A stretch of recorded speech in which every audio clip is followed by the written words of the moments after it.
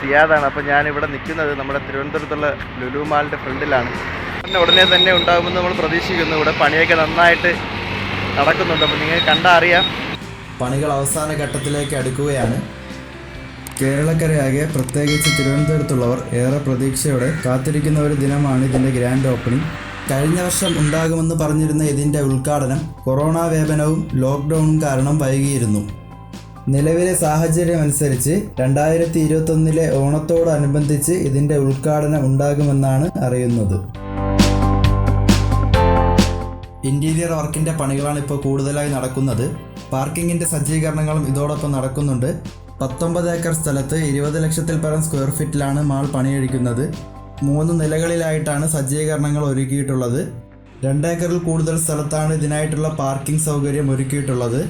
3000-ൽ പരം വാഹനങ്ങൾ ഒരേ സമയം പാർക്ക് ചെയ്യാൻ കഴിയുന്ന രീതിയിലാണ് ഇതിൻ്റെ പാർക്കിംഗ് സിസ്റ്റം വരുന്നത്. ഏഷ്യയിലെ തന്നെ ഏറ്റവും വലിയ മാളാണ് തിരുവനന്തപുരത്ത് വരുന്ന നമ്മുടെ ലുലു മാൾ.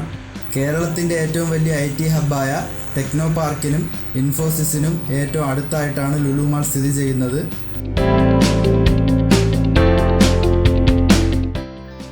തിരുവനന്തപുരം ഇൻ്റർനാഷണൽ എയർപോർട്ടിലേക്കും തിരുവനന്തപുരം സിറ്റിയിലേക്കും ഏകദേശം 4 കിലോമീറ്റർ ദൈർഘ്യമാണ് ഇവിടെ നിന്നുള്ളത്.